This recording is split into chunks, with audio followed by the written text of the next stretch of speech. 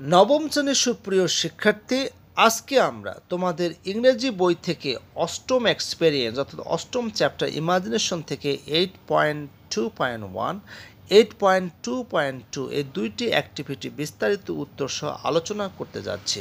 প্রথমে জেনে নিই আমাদের জন্য নির্দেশনা কি দেওয়া আছে। 8.2.1 let's read the poem and explore how a poet uses his imagination to write a poem. কবিতাটি পড়ি এবং কবিতাটি লেখার জন্য একজন কবি কিভাবে কল্পনাকে ব্যবহার করেন তা বোঝার চেষ্টা করি। কবিতাটির নাম হলো if I had but two little wings. আমার যদি দুটি ছোট পাখনা থাকতো। If I had but two little wings. আমার যদি দুটি ছোট পাখনা থাকতো। And were a little feathery bird. এবং আমি যদি একটি পালক সুশোভিত পাখি হতাম। To you I'd fly my dear. প্রিয়তম, আমি তোমার কাছে উড়ে যেতাম। But thoughts like this are idle things. কিন্তু এসব চিন্তা ভাবনা আলস্য বস্তু। And I stay here. এবং আমি এখানে অবস্থান করছে। But in my sleep to you I fly. কিন্তু আমি ঘুমের ঘোরে তোমার কাছে উড়ে যেতাম। I am always with you in my sleep. আমি নিদ্রায় তোমার কাছে সর্বদা আছি। The world is all one's on.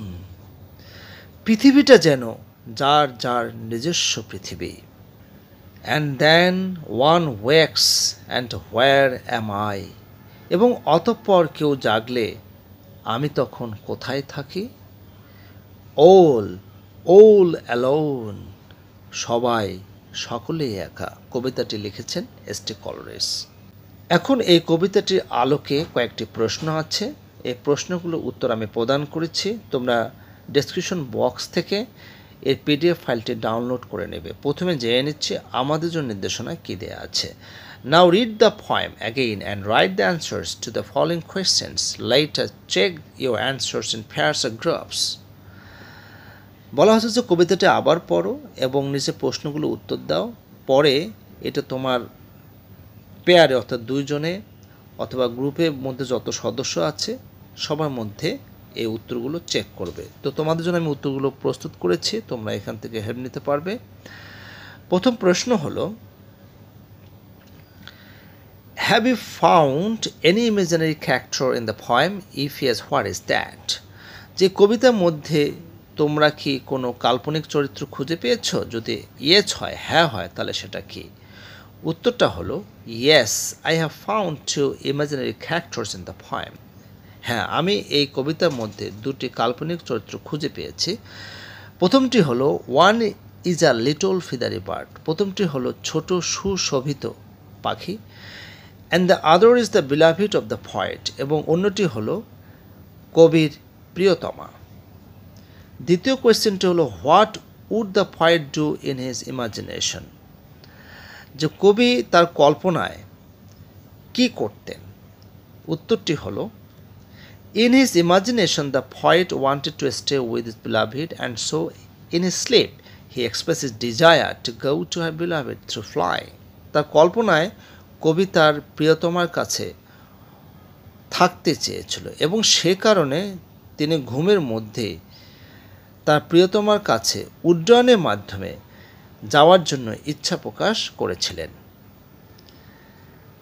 What do the word sleep and wake in the poem symbolise? কবিতার মধ্যে স্লিপ এবং ওয়েক এই দুটি শব্দ কি প্রতিকায়িত করেছে? Here the word sleep symbolises the subconscious mind of the poet and the word wake symbolises the conscious mind of the poet.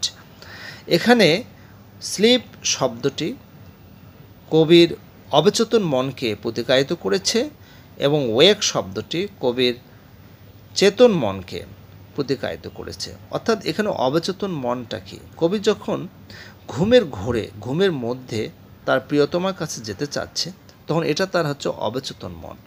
যখন তিনি ঘুম থেকে জাগলেন তখন তিনি রিয়ালিটিটা বুঝতে পারলেন যে তিনি বিছানায় শুয়ে আছেন। এটা হচ্ছে কবির চেতন মন। 4 নম্বর কোয়েশ্চেনটি হলো, do you think the use of imagery helps the readers to understand the poet's imagination? তুমি কি মনে করো ইমেজারি ব্যবহার পাঠককে কবির কল্পনাকে বুঝতে সাহায্য করে? অবশ্যই উত্তর হবে এরকম, yes I think the use of imaginary helps the readers to understand the poet's imagination. পরবর্তী অ্যাক্টিভিটিটা কি দেওয়া আছে একটু পড়ে নিই। Read the following images the poet used in the poem in the left column and notice how the poet used those images in the right column. বাম কলামে দেওয়া কবিতায় ব্যবহৃত ইমেজগুলো পড়ো এবং ডান কলামে কবি ওই ইমেজগুলো কিভাবে ব্যবহার করেছেন তা লক্ষ্য করো। এখানে তিনটি দিয়ে দেওয়া আছে, তিনটে ইমেজ দেওয়া আছে এবং তিনটের ব্যাখ্যা দেওয়া আছে। এরপরে আরও অতিরিক্ত দুটো ইমেজ দেওয়া আছে, সেগুলো ব্যাখ্যা আমাদের দিতে হবে। তো এই তিনটা কিন্তু তোমাদের বইয়ে দেওয়া আছে, সেগুলো আমরা বোঝার চেষ্টা করি। প্রথম ইমেজটা হচ্ছে টু লিটল উইংস, অর্থাৎ দুটি ছোট পাখনা। এটার দ্বারা কি বোঝাচ্ছে, ব্যাখ্যাটা কি? The image of small delicate wings evoking the idea of flight and freedom. এটা হচ্ছে ছোট্ট কোমল পাখনার একটা ছবি, পাখার ছবি, যেটি হচ্ছে উড্ডয়নের ধারণা এবং স্বাধীনতার ধারণাকে আবির্ভূত করেছে, অর্থাৎ দৃশ্যমান করেছে। আমরা সবাই জানি, আমরা অনেকেই এভাবে বলি the birds fly in the sky, the birds fly in the sky, অর্থাৎ অ্যাটলার্স মানে স্বাধীনভাবে পাখি আকাশে উড়ে। পাখি কিন্তু হচ্ছে স্বাধীনতার প্রতীক। এই জন্য এখানে টু লিটল উইংস যারা বোঝাচ্ছে সেটা হচ্ছে স্বাধীনতা এবং উড্ডয়নের ধারণাকে আসলে আবির্ভূত করেছে, প্রতিকায়িত করেছে। এরপরে আছে to you I fly my dear, যে প্রিয়তম আমি তোমার কাছে উড়ে যেতাম। তো এইটার দ্বারা কি ব্যাখ্যা রয়েছে দেখি। A visual image of the speaker flying toward the loved one emphasising the longing for physical closeness.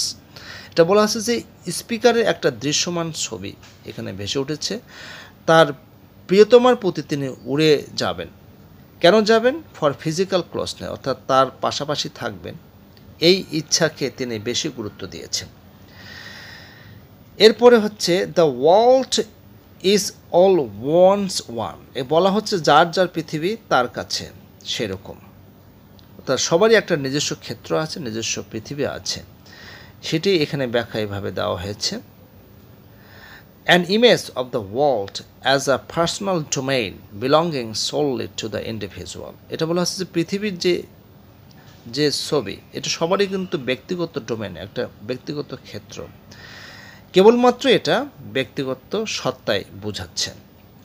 এরপরে এখানে আরও দুটো অতিরিক্ত ইমেজ দেওয়া আছে, সেগুলো ব্যাখ্যা আমাদের প্রদান করতে হবে। এই জন্য এখানে দেওয়া আছে, now it's your turn to explain how the poet used the following two images to describe his imagination. এখন তোমার পালা ব্যাখ্যা করার যে কবি কিভাবে নিচের দুটো ইমেজকে তার কল্পনায় বর্ণনা করেছেন। এখানে দেওয়া আছে, in my sleep to you I fly, যে ঘুমের ঘোরে আমি তোমার কাছে উড়ে যেতাম। ওই একই রকম ব্যাখ্যা দেখো এখানে আমি প্রস্তুত করেছি।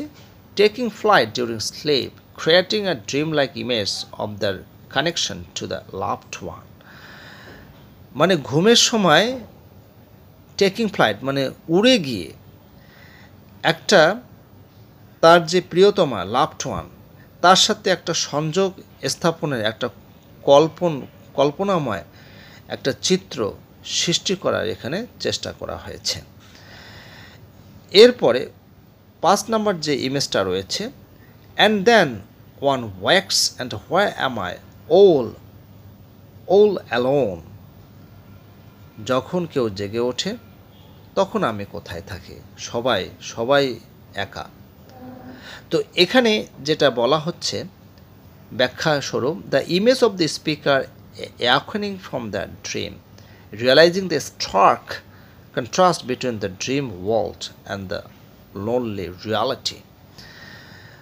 এখানে বক্তার যে ইমেজ সেটা হচ্ছে তার স্বপ্ন থেকে জেগে ওঠা, এবং তিনি একটা স্ট্রাক মানে কঠিন একটা তুলনা করতে পারছেন দ্য ড্রিম ওয়ার্ল্ড একটা স্বপ্নময় পৃথিবী, একটা হচ্ছে রিয়েল ওয়ার্ল্ড। অর্থাৎ তিনি যখন ঘুমের মধ্যে যা দেখেছেন সেটা হচ্ছে ড্রিম ওয়ার্ল্ড, যখন তিনি ঘুম থেকে জেগে উঠেছেন তখন সেটা হচ্ছে রিয়েল ওয়ার্ল্ড।